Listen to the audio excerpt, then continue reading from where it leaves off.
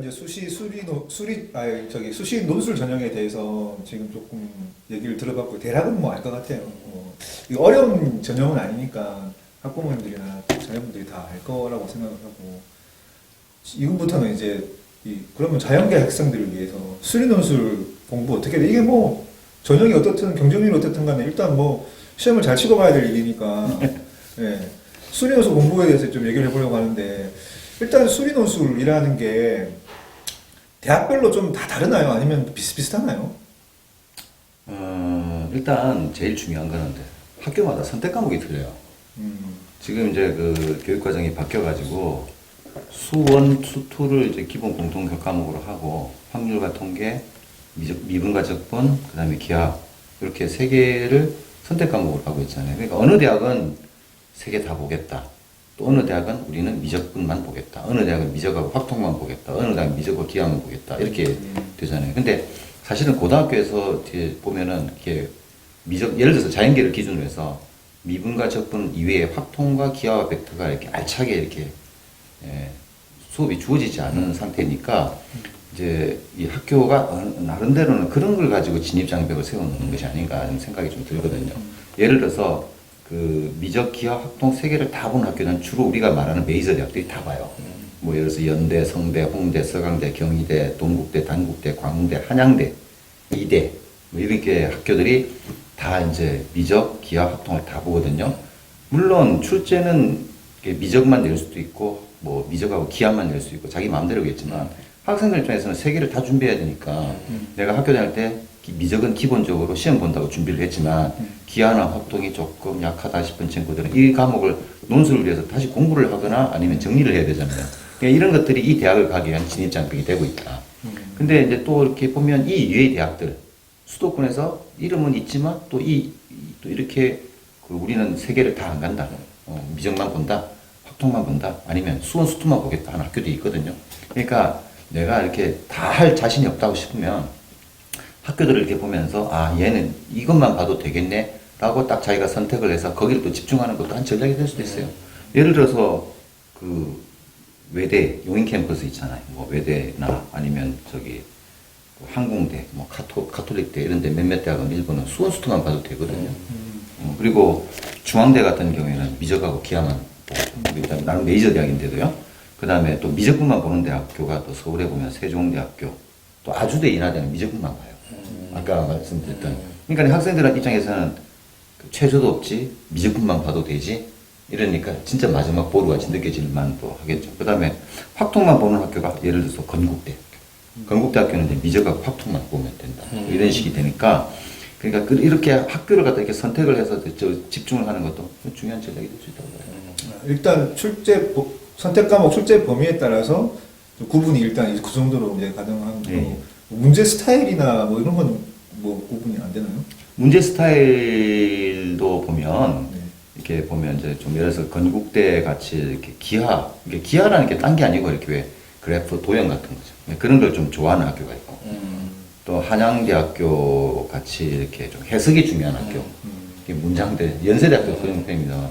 문장이 길고 그다음에 그 해석 자체가 이제 좀 핵심이 되는 그런 학교들도 있고 성균관대학교나 시립대 같이 계산 문제인 것 같은데 계산을 해도 안 나오는 학교들이 있고요. 그러니까 좀 계산이 어려운 거네요. 그렇죠, 그렇죠. 계산들이 어려운 거죠. 근데 개인적으로는 이렇게 계산이 될 것 같으면서 안 나오는 게 제일 어려운 것 같습니다. 개인적으로.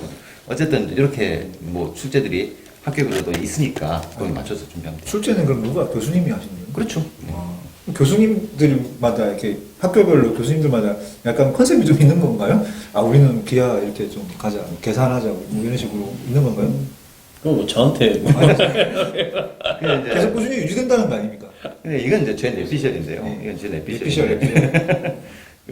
이제 노학 갖고 계시겠죠. 이제 뭐 제가 볼 때는 대학교 선생님들이 이 논술 문제에 대해서 그렇게 크게 뭐 사명감을 가지고 계시는 것 같지는 않아요. 이제 어디까지 제 개인적인 생각입니다. 왜냐면 뭐 극단적으로 얘기하면 이게 문제의 질이 그렇게 썩 좋은 편은 아닌 것 같다라는 건 제 생각입니다. 왜냐면은 결국은 이제 많이 보고 많이 이렇게 익숙한 친구들은 유리하겠지만 사람이 어떤 그 문제 해결을 위한 생각이 탁 떠오른다는 게 참 여러 가지 그 조건에서 생각이 나오는 거잖아요. 근데 그걸 되게 좁게 제시를 하면 푸는 사람 입장에서는 굉장히 화가 날 때가 있거든요.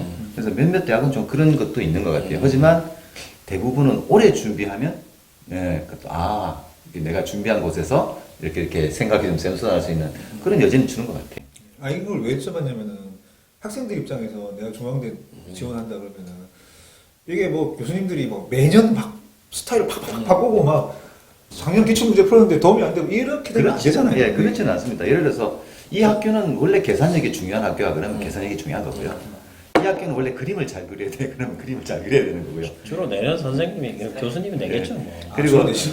그리고 막 예를 들어서 연세대학교나 한양대학교다 그러면 일단 이거는 이제 그 해석을 잘해야 돼요. 이런 게 있는 거니까. 네. 계산을 중시하는 교수님이 이렇게 내다가 은퇴를 하셨어요. 그럼 다른 교수님한테 확 바꾸는 그런 거. 그뭐 엿먹는 해가 한 번은 있겠죠. 그 다음 해에는 또 그걸 가지고 준비를 해야 되겠죠. 예, 우리는 이제 그런 걸 갖다 쉽게 말해서 정권 교체를 하죠. 선생님이 아무튼 그렇게 가르치시니까 네. 이제 그런 걸 다 파악하고 계신 상태로 네. 그거를 학생들한테 가르치신다는 거잖아요. 그죠? 아무래도 이제 그런 것들을 이제 중심으로 하기 때문에. 잘 이해가 되네요. 학생들이 마음에 혼자서 드는데. 준비하기는 힘들겠어요. 그렇다면. 그러니까 혼자서 하게 되면 이제 좀 어떤 문제가 있냐면 내가 어디까지 해야 되느냐에 대한 어떤 그 깊이의 어떤 그런 게 헷갈릴 수 있다는 거죠. 이게 문제 자체가 저희들이 이제 많이 보다 보니까 이 문제가 대놓고 얘기해서 이 문제는 이걸 보겠다 저걸 보겠다 얘기를 할 수 있지만 학생들 입장에서 볼 때는 그렇게 다가오지는 않거든요. 그러니까 우왕좌왕하기 쉽다는 거죠. 약 연결되는 질문인데 학생들이 내신 대비도 바쁘고 네. 수능 준비도 바쁜데 수리 논술은 지원을 해야 돼. 그럼 논술 하나도 안 했어. 이거 어떻게 합니까 애들이?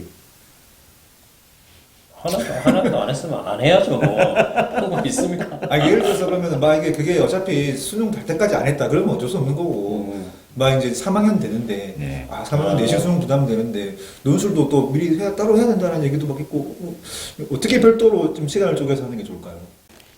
보통 이제 대부분은 이제 3학년 될 때 시작을 하니까요. 그때 시작해서 이제 준비해도 크게 늦지는 않고 주로 이제 논술을 매일 이렇게 월화수목금 이렇게 하는 게 아니잖아요. 주말에 한 4시간 정도 이렇게 주로 학원을 이용해서 많이 하잖아요. 예, 그리고 평상시에 수능 공부해야죠. 예. 평상시에 수능 공부하다가 네. 주말에 한 3-4시간 정도만 그 해도 정도는- 됩니까? 그렇게도? 예, 저 같은 경우는 애들한테 숙제를 안 내주거든요. 예, 그냥- 정 선생님, 선생님 최고. 그게 이제 무슨냐면은 수능 공부 열심히 하는 게 숙제다라고 얘기를 하고요.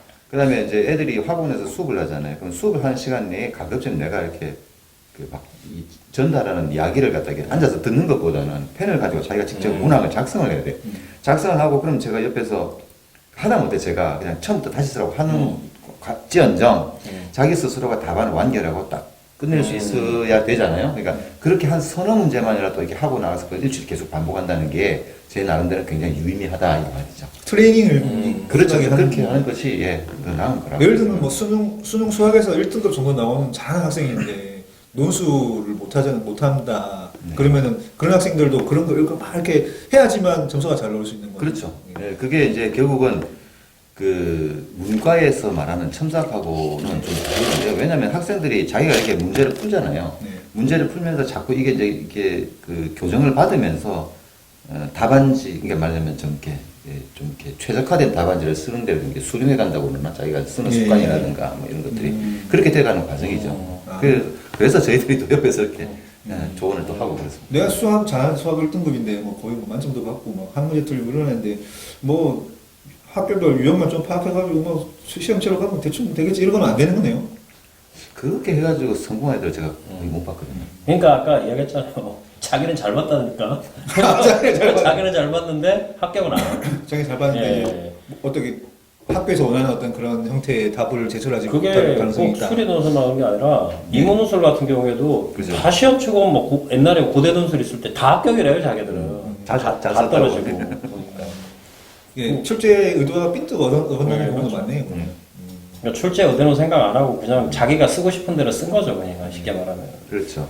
이것도 연결되는 얘기인데 이제 수리 논술 시험을 막 치잖아요, 선생님. 그러면은 이제 풀고 답을 쓰고 하는데 이제 뭔가 이제 트레이닝 나름대로 되어서 갔겠지만 그 중에서도 막상 딱 학생들이 시험을 치고 이렇게 써서 낸 걸 보거나 이렇게 얘기를 들었을 때 항상 좀 잘못한다거나 주로 하는 실수 그리고 답안 과정에서 가장 좀 주의해야 될 점 이런 거 있으면 좀. 그 일단 그 학생들 딱 간결하고 필요한 답안 이게 제일 중요한 것 같아요. 이게 예를 보면 아이들이 그 계산하는 과정을 지나치게 불필요하게 이제 길게 쓰는 과정이 있는데 이게 채점하는 기준은 딱 그렇습니다. 주어진 식이 있느냐, 주어진 조건이 있느냐, 답이 맞았느냐. 그 답과 그 사이에 계산이 있겠죠. 계산 과정은 자기들이 보는 게 아니라는 거죠. 그렇게 해야 되는 겁니다.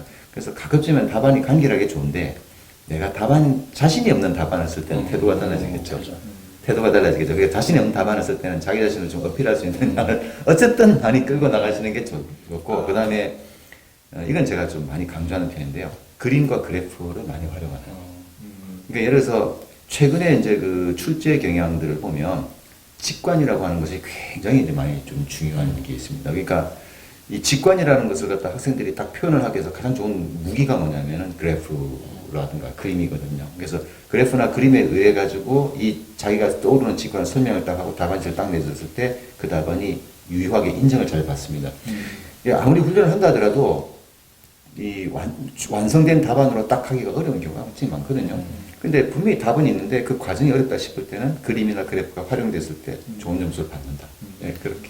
그 수능 점수를 제가 안 쳐봐서 그러는데 답안지가 어떻게 돼 있는 위에 문제 있고 밑에 그 텅 비어 있나요 이렇게? 예, 답안지를 따로 줍니다. 아 예. 예, 그 답안지 이렇게 큰 답안지 이게 문제지 있고 답안지. 예, 문제지가 있고 답안지가 답안이 텅 비어 있고. 예, A3. 그러니까 이게 밑줄 그어진 답안지도 있고 텅 빈 답안지도 있고 또 가운데를 이렇게 반으로 딱 자른 답안지도 있고 뭐 그렇습니다. 어쨌든 빈 공간이 이제 자기가 채워 나가야 되는데. 그렇죠, 그렇죠. 그러면 말씀하신 대로 이렇게 표나 그래프 이런 것들을 좀 잘 하면은 또 괜찮다. 예. 그런데 이게 보면은 좀 헤매고 있는 애들이 보입니까? 그러면 이렇게 이게 못 풀고 있어서 막 억지로 막 채운 것 같은 막 그런 게 보이나요? 대부분 학생들이 뭐냐면 네. 이렇게 수능에 공부를 익숙하다 보니까 이걸 갖다 이제 논리적으로 풀어나가야 되잖아요. 논리적으로 풀어나가야 되는데 이걸 논리적으로 어떻게 풀어야 하는지 그런 데서 이제 애들이 갈피를 못 잡는 경우가 많거든요. 이제 길도 잘 모르고 이렇게 되니까. 그러면 우리가 이제 보통 논리적으로 이제 풀어 나가는 나름대로 그것도 훈련이니까 그렇게 하지만 때로는 이런 부분들을 갖다 애들이 갖고 있는 직관들을 갖다가 답안지에다가 이렇게 빨리빨리 해결할 수 있는 방법 중에서 제일 좋은 게 이제 그래프나 그림이다라고 해석을 같이 하는 거고요. 가급적이면 그런 것들을 이렇게 그래도 한 두어 달 이렇게 하면 애들이 이렇게 어느 정도는 이렇게 맞춰져요. 이게 자기가 설명할 수 있는 거, 이렇게 설명해야겠다라고 그런 식으로 맞춰주는 것 같아요. 제가 이상한 질문만 하는지 모르겠는데 이 학교 측에서 봤을 때 답안을 봤는데 네.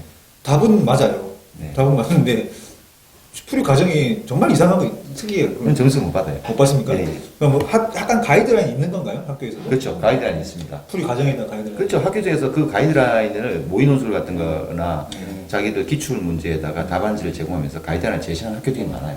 근데 가이드라인이 꼭 있는 학교는 꼭 있는 것도 아니에요. 없는 학교도 있지만 대부분의 학교들은 가이드라인 제공을 해요.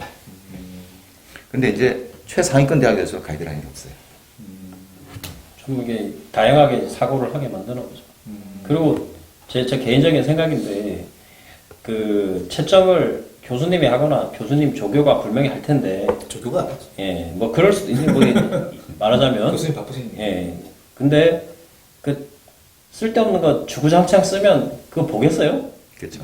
채점 안 해요 그냥 X 그냥 보내버리지. 그러니까 쓸 이야기를 주로 쓰고 아까 뭐 선생님이 말하신 대로 그래프 이놈 그래프를 그럴 줄 아는 거 보니까 좀 하는 놈이구나 이렇게 생각할 수 있다고요. 그럼 반대로 풀이 과정을 딱 깔끔하게 아주 완벽하게 딱 썼는데 답을 잘못 썼어요 실수로. 점수 주겠죠 그러면. 그만큼 답안지에 배정된 점수만큼 감점되는 거예요. 그러니까 보통 한 3단계 정도라고 보시면 돼요. 그 이제 우리가 왜 식을 세운다라고 하는 거 있잖아요. 그거 하고 그다음에 그 식을 계산하기 위해서 주어진 조건들을 이렇게 모아가지고 기록을 해야 되고 그걸 마지막에 계산을 해서 답을 쓰는 3단계지 않습니까? 한 3분의 1 정도. 그러니까 10점짜리 문제 같으면 그게 한 3, 3, 4 또는 3, 4, 3 이렇게. 그래서 답만 틀렸으면 한 3점, 4점 이 정도 틀립니다. 이게 오해가 많은데 답을 틀리면 뭐 1, 2점밖에 안 깎는다 이렇게 생각을 하는데 정확하게 3분의 1 정도. 네. 많이 깎이네요. 네. 다 맞춰놓고 실수로 자꾸 잘못 적으면 큰일 계산 나요. 능력이 안 된다고 생각하는 거예요. 그 실수할 수 있잖아. 사라고 써야 되는데 실수로 오를 쓸 수도 있는 거야. 예, 그러니까 그 가혹합니다. 생각보다. 정신 바짝 차리고 쳐야 되겠네. 예. 예. 뭐 여담으로 이제 여쭤보는 건데, 이제 혹시나 뭐 준비되셨는지 모르겠는데 역대급 우리 항상 역대급 좋아해요. 역대급 수리 논술 문제. 어떤 대학이든 상관없고 어떤 학년도 상관없는데. 다 어렵던데. 와 이거 진짜 어려웠다. 선생님이 내가 봐도 이건 어려웠다. 우리 도전장진 항상 이렇게 키우는 걸 좋아해. 혹시 뭐 그런 게 있을까요? 어렵죠. 네. 어렵죠. 근데 저는 제 아 이거는 제가 자료하면 말씀하시면 띄워드릴게요. 자료하면. 제가 이거는 뭐 진짜 완전 제 개인적인 생각입니다만 저는 개인적으로 이렇게 생각하기가 어렵다는 문제보다도 계산이 어려운 문제를 저는 참 이게 어려워하거든요. 그러니까 엄청 기네요. 그러니까 이제 재작년 시립 때, 재작년 시립 때의 문제 2번, 4번 같은 경우가 제 개인적으로는 좀 참 수업하기가 참 힘들었던 재작년 문제거든요. 시립 때면 21학년도. 21학년도. 1학년도. 왜냐하면 물론 뭐 이런 거 저 선생 실력 없는 선생 적어도 못 풀어서 저러나 이렇게 생각할지 모르겠지만 저는 개인적으로 이런 문제들이 그 어떤 그 계산의 어떤 그 집요한 그 일관성이라든가 이런 걸 갖다가 이제 유지하면서 답을 내는 것 자체가 굉장히 그 복잡하고 어려운 과정이거든요. 저는 이런 문제가 더 어렵다고 생각하거든요. 이런 것 자체가 이제 난이도를 좀 이렇게 밀고 당기는 그런 게 아닌가. 잠깐만. 아니 이게 문제는 되게 작은데 근데 계산 문제입니다, 저거. 밑에 답안이 다 이렇게 쭉 길게 내려와야 돼. 이 중에 하나 삐끗하면 끝나는 거 아닙니까? 그렇죠. 와. 예, 집요합니다. 저는 이 문제를 개별적으로 학생들한테 내가지고 학생들이, 이렇게 성공한 답안을 낸 친구를 아직 본 적이 없거든요. 이 답안 자체가. 물론 이제 그 시험에서 합격한 친구들은 있겠지만, 좀 많이, 저는 좀 이런 문제들이 좀 힘들었다고 생각을 합니다. 얘기 출제하는 교수님은, 이거 너네 한번 진짜 집중력 엄청나게 발휘해가지고, 누가 제일 집중력 있게 집요하게, 끝까지 딱 해내는가, 나 이걸 보겠어. 라고 의도를 가지고 낸 게 아닐까 싶은데. 여담으로 뭐 말씀드리자면 저는 그래서 대학 교수가 학원 선생님보다는 이구나 생각합니다.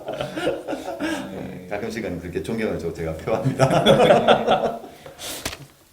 유튜브를 아시네 유튜브를. 그러면 선생님 입장에서는 제일 좀 까다롭고 좀 어려웠던 문제 스타일이다. 계산. 예. 저는 오히려 이런 것들이 그러니까 애들한테 가르쳐 주기도 어렵고. 예. 왜냐하면 애들이 이렇게 결과를 나오는데 이 손대기가 참 그래요. 이게 어떤 계산 과정을 왜냐하면 결국 손을 댈 때마다 내가 다시 푸는 거나 마찬가지이기 때문에 어려웠다고 생각을 합니다. 이건 어디까지 제 개인적인 생각입니다. 귀찮은 문제네요. 귀찮은 문제. 예. 반대로 이렇게 수리 논술에서도 이렇게 보통 학교들마다 몇 문제씩 나오거든. 그러니까 학교마다 유형이 좀 틀려요. 이게 예를 들어서 큰 거 2개에서 작은 거를 자잘하게 한 3개 내씩 내는 학교도 있고 큰 거 하나 틀에서 작은 거를 한 5개 내는 학교도 있고 또 큰 거를 3개 정도 내면서 작은 거 한 2개씩 달아주는 학교도 있고 뭐 여러 가지. 작은 문제를까지 다 하나의 문제로 본다면 한 뭐 6, 7개 정도씩 막 있고 막 그렇게. 그렇죠. 그 큰 문제가 결국 하나의 지문이니까 예. 그 틀 안에서 작은 문제가 나오는데 이제 보통은 처음 문제부터 마지막 문제까지가 이렇게 하나씩 힌트를 주는 문제라고 생각을 하시면 돼요. 아니, 1번에서 힌트를 받고 2번으로 3번으로 이렇게 가는. 왜 수능처럼 이렇게 그냥 주는 문제 같은 경우도 좀 있는 건가요? 그렇죠. 예. 예. 그래서 이제 1번 문제, 이제 큰 문제에서 작은 게 3이다 그러면 1번 문제는 정말 놓치면 안 되는 그런 것이 되는 거죠. 1번 문제에서 자신감을 얻고 뒤로 갈수록 약간 멘붕에 빠지기 시작하는 그런 문제가 수리 논술이구나. 예. 그래도 시험 치러 갔는데 빵점 맞으면 안 되죠. 알겠습니다. 어쨌든 뭐 얘기를 들어서 대충 이제 이 감은 잡기는 했는데 어느 정도 많이 들어오는데 예. 막. 예. 그런데 이제 학생들 입장에서는 그래도 힘들겠다. 뭐 이렇게 자기가 선택하지 않은 과목도에 대한 부담도 있을 수가 있고 그 상위권 대학들 같은 경우에는 그 다음에 쓰는 트레이닝도 따로따로 시간을 내서 이렇게 계속 꾸준하게 해야 되고 뭐 어렵겠다는 생각은 좀 들긴 하네요. 학생들 입장에. 아유 쉬운 게 어디 있습니까? 예. 그냥 수능 공부 다 해서 뭐 성대, 그 중대 이런 데 가려고 생각해 보세요. 쉬운 게 아니에요. 그래서 어쨌든 마지막으로 이 수리논술 우리 준비하는 학생들 고2든 고3이든 그런 학생들에게 이제 선생님 오랫동안 가르친 그 경험상 선생님으로서 한 당부하고 싶은 말 그걸로 마무리할까요? 예. 이게 이제 왜 모든 일이 다 마찬가지라고 생각하는데 이제 뭔가 꾸준히 오랫동안 반복하면 경지에 오른다라고 하면 모든 일에 다 되지 않습니까? 근데 이제 우리가 내신이나 수능에 비하면 지금 방금 말씀드린 이 명제가 좀 이 열매가 좀 보다 더 직접적인 것이 논술이 아닌가. 그러니까 왜 이렇게 하면 하도록 이렇게 안 되고 해가지고 애들이 좌절감이 많이 느끼고 그러잖아요. 사실 내신도 뭐 내가 못하고 싶어서 되는 것도 아니고 수능도 마찬가지인데 근데 논술은 그런 거에 비하면 좀 더 그 결과가 더 직접적이지 않나. 그러니까 어느 정도 이 정도를 참고 견디면 이만큼 오른다라는 것이 좀 더 많이 보인다. 그래서 보다 이렇게 시각적으로 많이 볼 수 있지 않냐. 그래서 조금 자기가 자신이 이렇게 아까도 말씀드렸지만 이렇게 뭐 학생이거나 수능에 있어서 조금 뭐 여의치 않을 때 좀 빨리 논술에 눈을 뜨셔가지고 이 논술에 대한 어떤 노하우에 대해서 좀 오랫동안 준비할 수 있는 기회가 되시면 또 좋은 또 기회를 갖다가 좀 자기가 많이 또 장착을 하게 되는 거 아닌가. 저는 그렇게 생각이 듭니다. 좋은 이야기죠. 무기를 하나 더 이제 가질. 그렇죠. 알겠습니다. 원장님 오늘 입시 유신인데 네. 거의 오늘 학생처럼 이렇게 거의 뭐 듣기만 하고 계셨는데 그렇죠. 마지막으로 이렇게 원장 경험으로서 논술 준비하는 학생들 혹시 뭐 할 얘기 있으신가요? 오늘 좀 제가 몰랐던 것도 좀 한 게 있고, 네. 그러니까 어쨌든 결과는 그런 것 같아요. 이게 교육이란 게뭐 자기 혼자 해서 될 것 같으면은 좋겠지만 아니니까 가서 배우는 거잖아요. 뭐 이렇게 뭐 제가 학원을 운영해서가 아니라 뭐 어쨌든 고수들한테 배워야 된다는 생각이 좀 들어요. 제가 봤을 때는. 예. 알겠습니다. 평범한 말씀. 평범하지 뭐 있나. 네. 하여튼 뭐 모시고 도움 되시길 바라겠습니다.